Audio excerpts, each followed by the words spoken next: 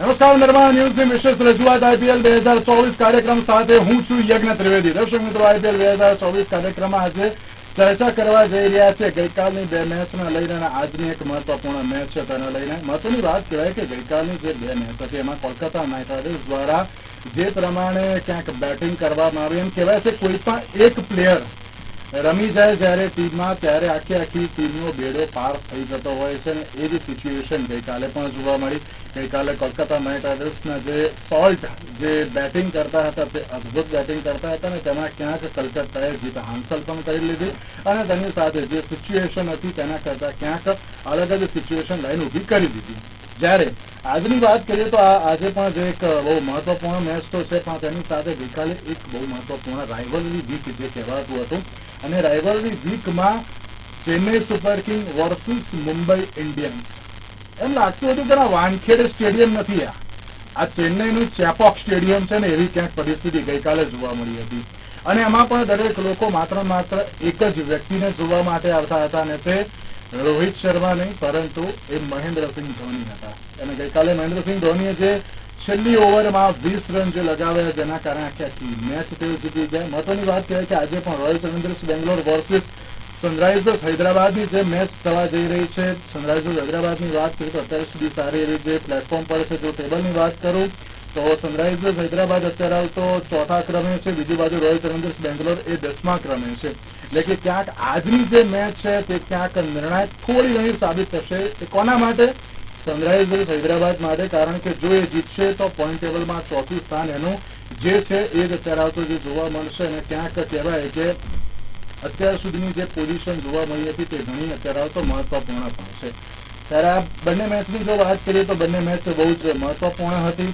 તેમાં પણ લખનઉ સુપર જાયન્ટ્સને ક્યાંક એક આશા હતી કે આ વખતે જીતીશું કે નહીં જીતીએ, પણ ક્યાંક તેઓ જીતી ગયા નહીં અને ક્યાંક પોઈન્ટ ટેબલ ઉપર થોડુંક નીચું સ્થાન આવ્યું અને હવે જોવાનું રહ્યું કે આ વખતે કોણ કેવી રીતની પરફોર્મન્સ કરશે। ત્રણે મેચના લઈને ચર્ચા વિચારણા કરીશું। આ ત્રણે મેચના લઈને ચર્ચા વિચારણા કરવા માટે અમારી સાથે સ્ટુડિયોમાં ઉપસ્થિત છે અશોકભાઈ મિસ્ત્રી કે જે સ્પોર્ટ્સ એક્સપર્ટ છે। જે અશોકભાઈ, સૌથી પહેલા તો આપનું સ્વાગત છે। Thank you so much.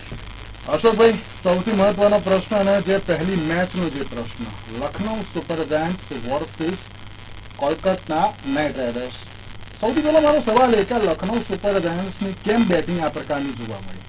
161 run, એ પણ 7 વિકેટ ગુમાવીને, ના કોઈ રમ્યું કે ના એમ કહેવાય ને કે ના કોઈ તરફથી કે એફર્ટ્સ પણ જોવા મળે।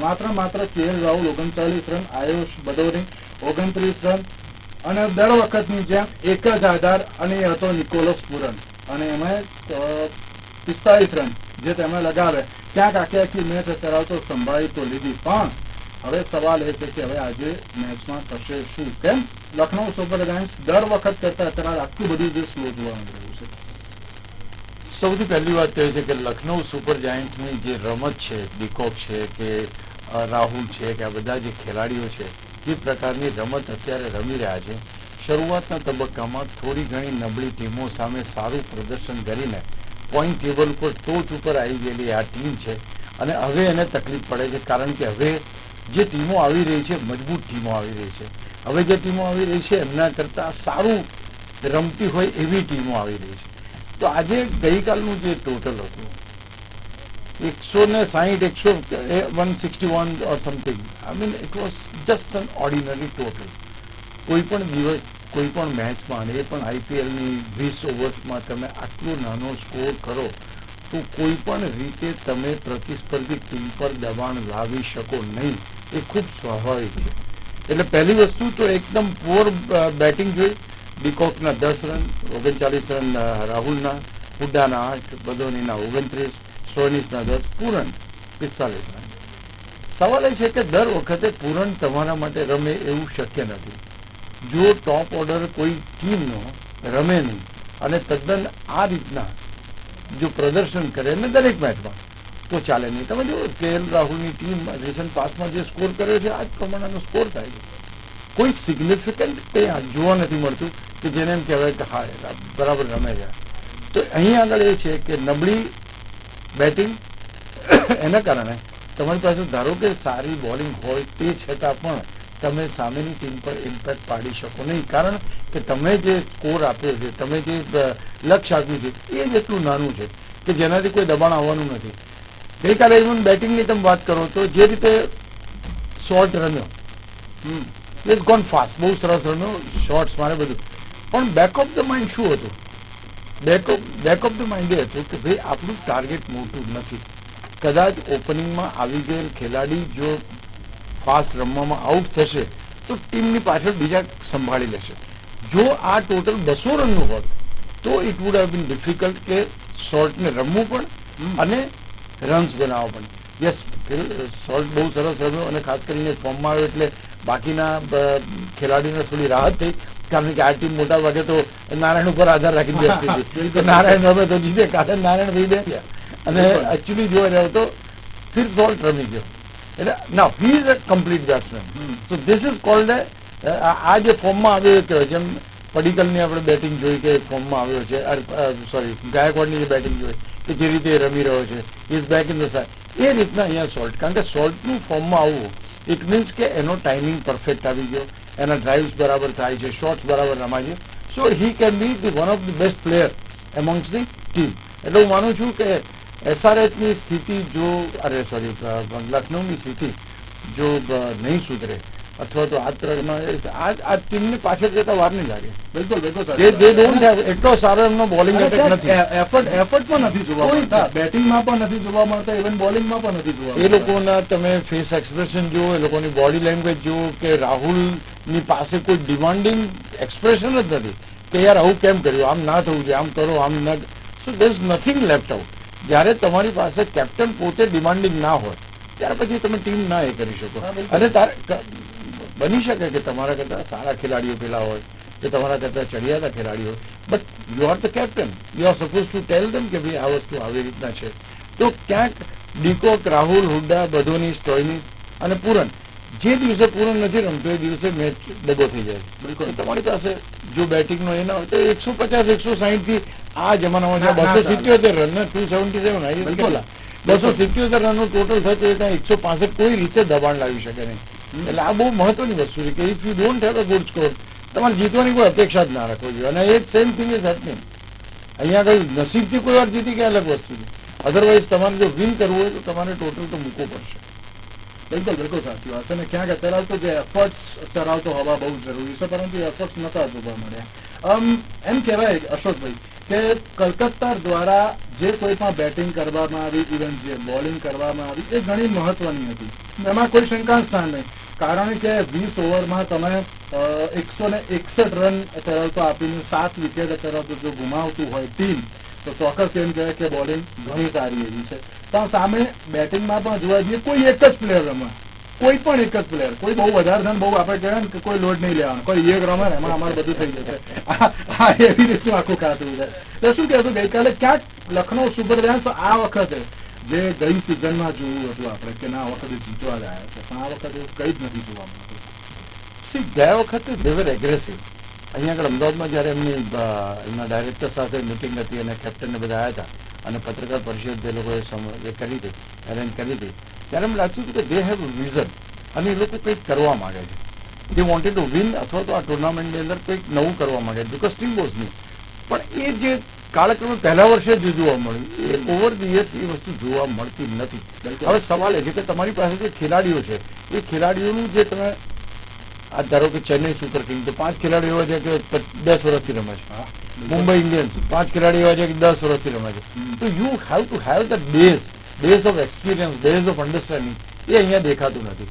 હવે ટીમ તો બનાવી દીધી પણ ટીમને એક સૂત્રમાં બાંધનાર તમારો કેએલ રાહુલ. હવે જ્યારે કેપ્ટન પોતે લીડિંગ ફ્રોમ ધ ફ્રન્ટ ના હોય, leading from the front it means કે એને રન્સો બનાવવા પડશે.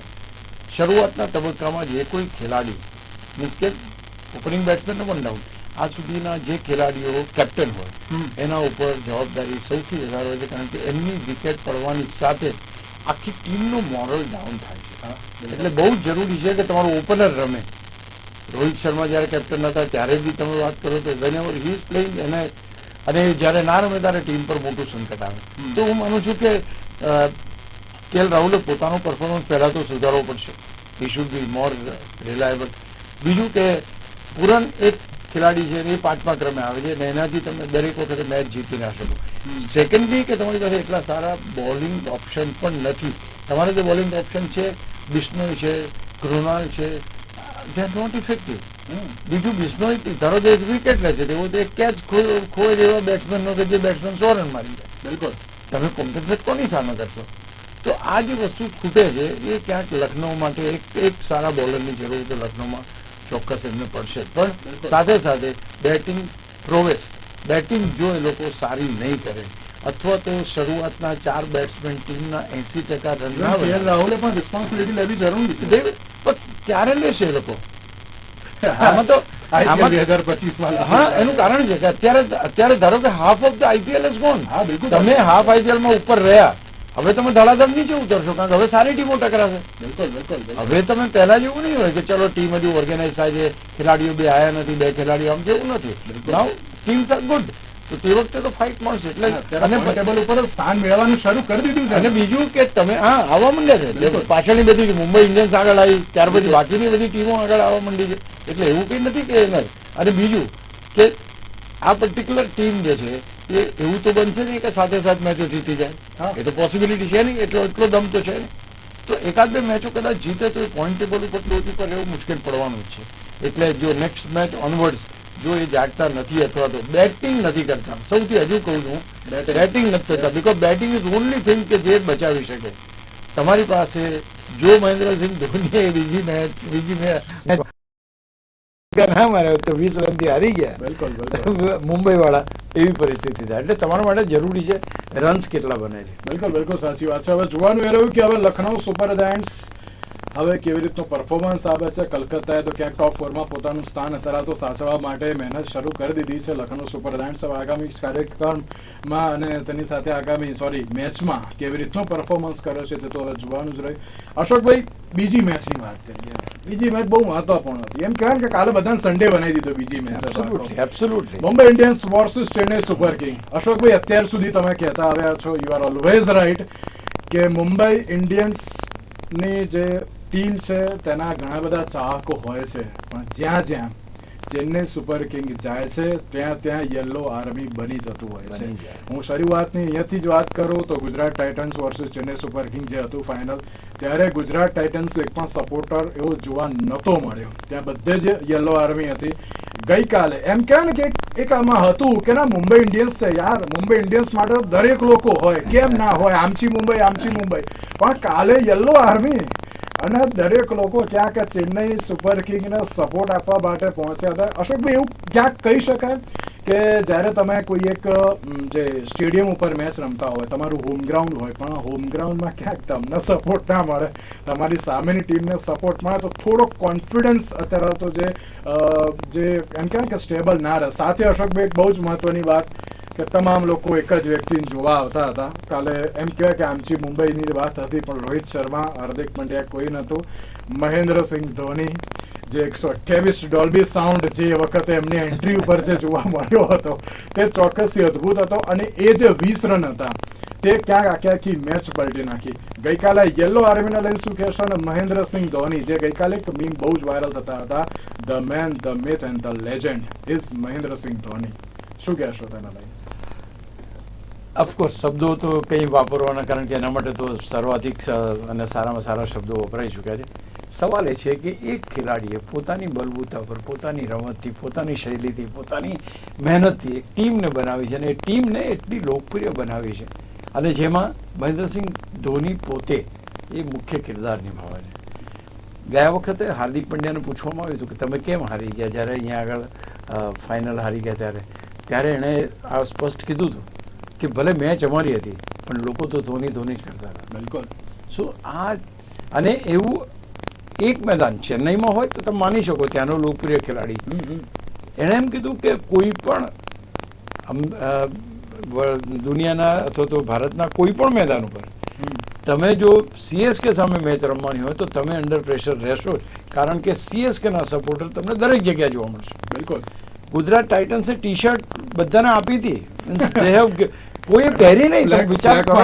હા, ફ્લેગ અને બહારથી ખરીદીને યલો ટી-શર્ટ પહેરીને લોકો આવ્યા હતા. આઈ મીન એ લોકપ્રિયતા એની છે, એમાં તો કોઈ મિનમેક નથી, because he is a legend. અને હમણાં 2-3 દિવસનું ભલે એને લોકો એમ કહે છે કે બધા બહુ એને but whatever he is doing it is great.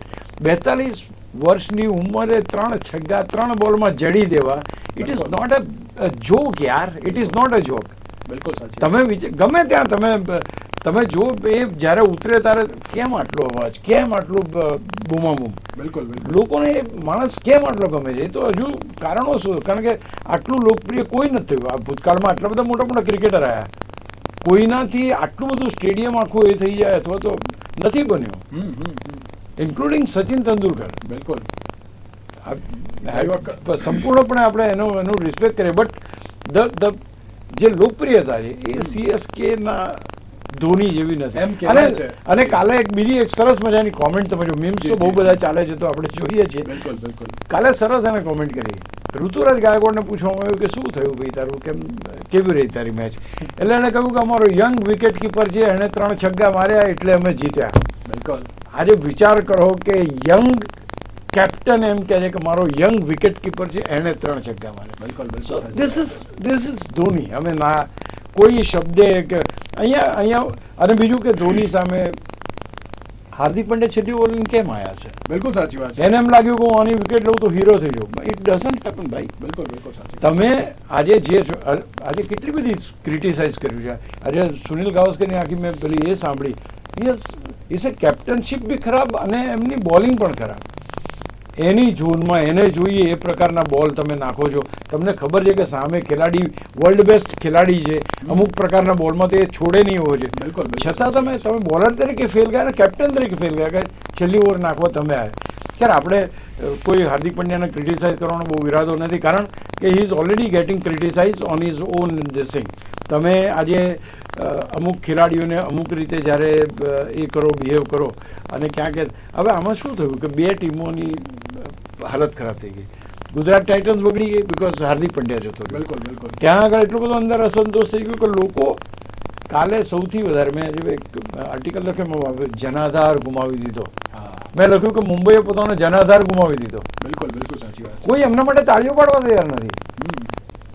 આટલું બધું ઝડપથી કોઈ ફેન બેઝની અંદર એ આવે, ડાઉનફોલ આવે, કોઈ જગ્યાએ જોયું નથી. બિલકુલ બિલકુલ સાચી. તો ધીસ ઇઝ વેરી સિરિયસ. ભલે તો મેનેજમેન્ટ છે ને આપણે જાણીએ છીએ કે IPL છે ને, અને ઘણા હજુ સપોર્ટ કરવાનો, હાર્દિક પંડ્યાને સપોર્ટ કરવાનો કે નહીં સપોર્ટ કરવાનો કોઈ વાત જ નથી. એ કેપ્ટન બન્યા પછી કઈ એવી ઇનિંગ રમ્યો કે જેણે મુંબઈ ઇન્ડિયન્સને જીતાડી. પહેલા તમે જુઓ, હી ઇઝ ઓલવેઝ પ્લેઇંગ. એ ભારતના એક સર્વશ્રેષ્ઠ ઓલરાઉન્ડર તરીકે એની ગણના થતી હતી. આજે એની લોકપ્રિયતાને હવે એમ થયું છે કે વર્લ્ડ કપની ટીમમાં રહેશે કે કેમ, કારણ કે બીજા ખેલાડીઓ છે જબરજસ્ત રમી રહ્યા છે અત્યારે. બિલકુલ. તો ક્યાંક ને ક્યાંક જે કંઈ ઘટના ઘટી છે, ભલે ક્રિકેટ માટે કેટલી યોગ્ય છે તો સમય બતાવશે.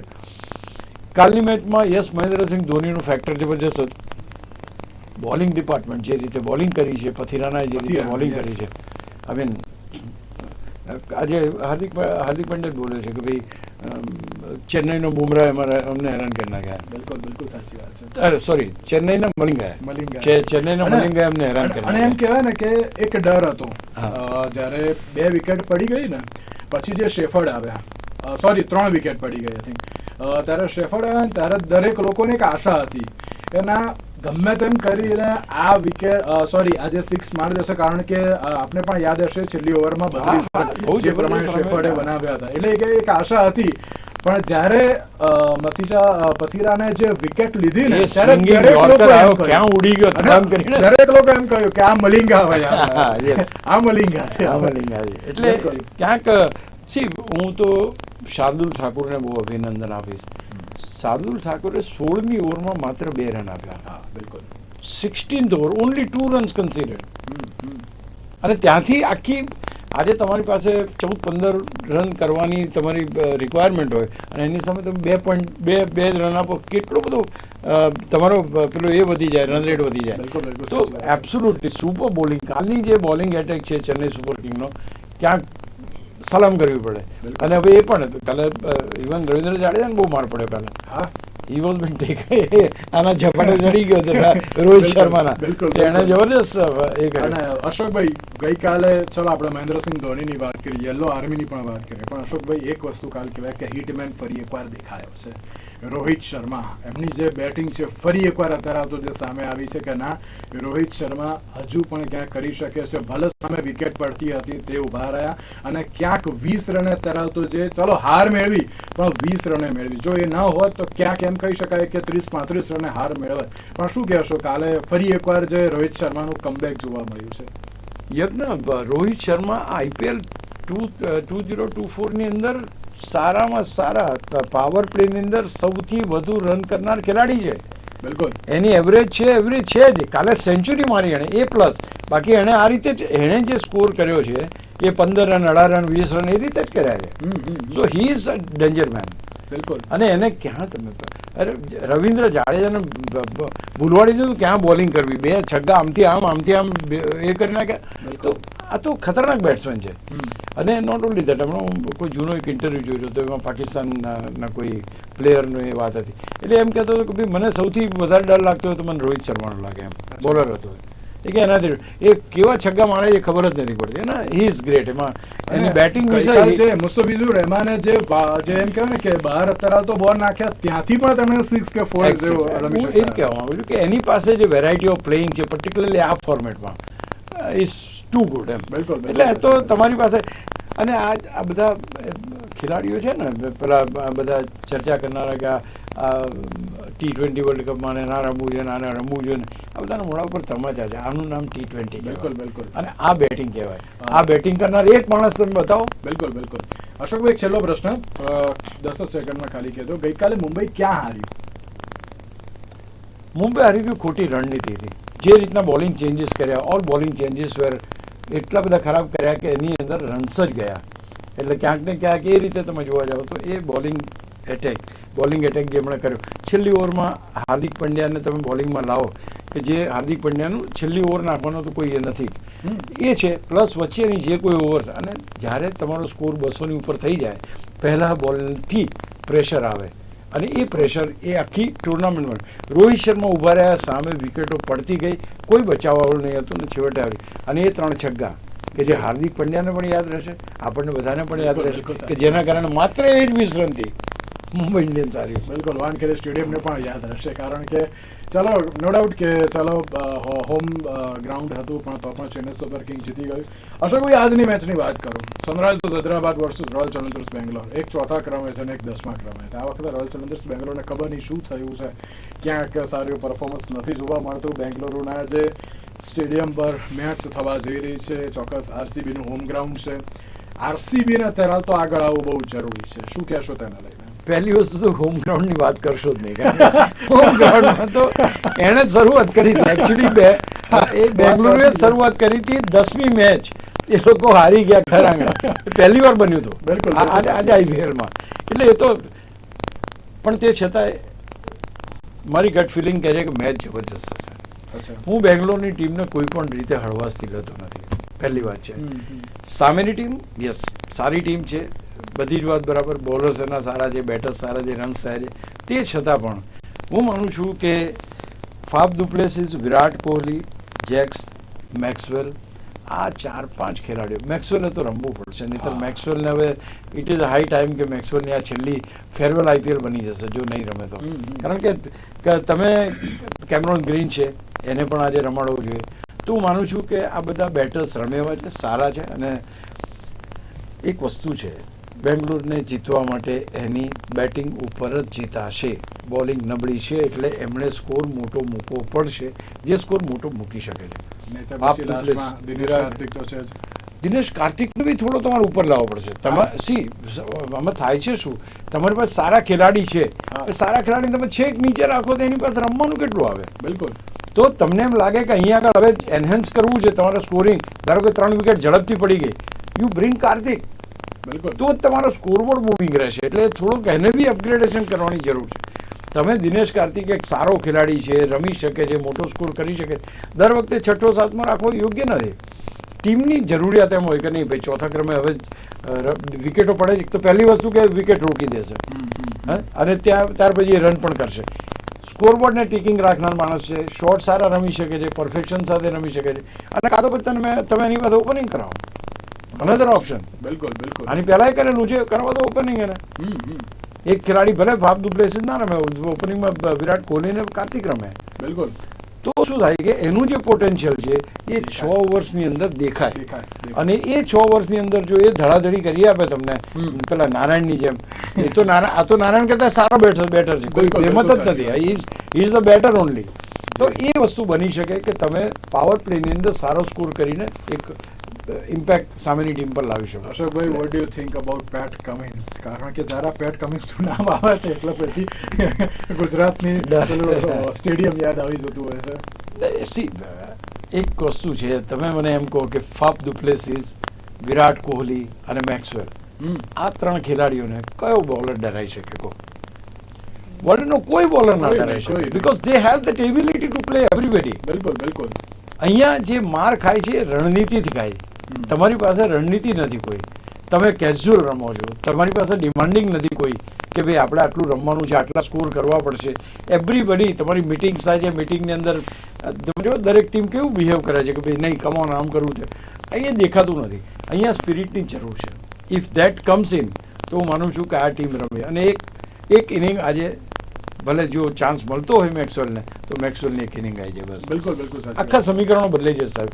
સામે મુંબઈ ઇન્ડિયન્સ હોય કે સામે ગુજરાત હોય કે સામે હૈદરાબાદ હોય, કોઈ ફેર અમને નથી પડતો. બિલકુલ, બિલકુલ. કારણ કે એમના રેકોર્ડ બધાની સાથે એવા જ છે, 50-50 જ છે. કોઈ એવું નથી કે આ ટીમની સામે એ નથી. They are the very good betters. Okay, પણ એ બેટર્સને રમવું પડશે સામે ચડે. હા જી, લાસ્ટ એન્ડ ફાઇનલ ક્વેશ્ચન. આ બંનેની કમ્પેરિઝન કરીએ તો કઈ ટીમ મજબૂત કહી શકાય અત્યારના સમયે? નહીં, તમે કમ્પેરિઝન તરત જ કરશો કે પોઈન્ટ ઉપર આ છે અને પેલો પોઈન્ટ એ છે, એ રીતે કમ્પેરિઝન તો થઈ ગઈ. આજે કોણ ચાલે છે એની ઉપર that is depend, that is important. તમારી પાસે ફાફ ડુપ્લેસિસ અને વિરાટ કોહલી 250 રન આપે જ તમને એ પાર્ટનરશિપમાં, બિલકુલ, then you are the winner. આજના દિવસે કયો બેટ્સમેન કેટલું સારું રમી શકે છે? આજ 247 કે 277 રન કાની ટીમ 160-65 એમનો આઉટ થાય. બિલકુલ, બિલકુલ. So there is nothing which we can predict. આજના દિવસે કોણ રમે છે, કોણ પહેલી બેટિંગ કરે છે, એના ઉપર આખી મેચનો આધાર છે. બિલકુલ. તો હવે જોવાનું એ રહ્યું કે આજે કોણ રમશે અને કેવા પ્રમાણે રમશે, કારણ કે અત્યારે હાલ પણ ગ્લેન મેક્સવેલ, ફાફ ડુપ્લેસિસ અને વિરાટ કોહલી ઉપર દારોમદાર છે. આજે કોણ કેવું રમશે તો આવનારો સમય બતાવશે. અને સામે પેટ કમિન્સની કેપ્ટનશીપ અને બોલિંગ પણ ઘણી મહત્વની છે, કારણ કે એ જો વિકેટ લેતા થઈ ગયા છે તો ક્યાંક આખી મેચમાં પડી ભાંગે છે, આખી ટીમ પણ ક્યાંક પડી ભાંગે છે. એટલે જોવાનું રહ્યું કે આજે કોણ કેવું રમશે. અશોકભાઈ, આપનો પણ આભાર અમારી સાથે ચર્ચા વિચારણામાં જોડવા માટે.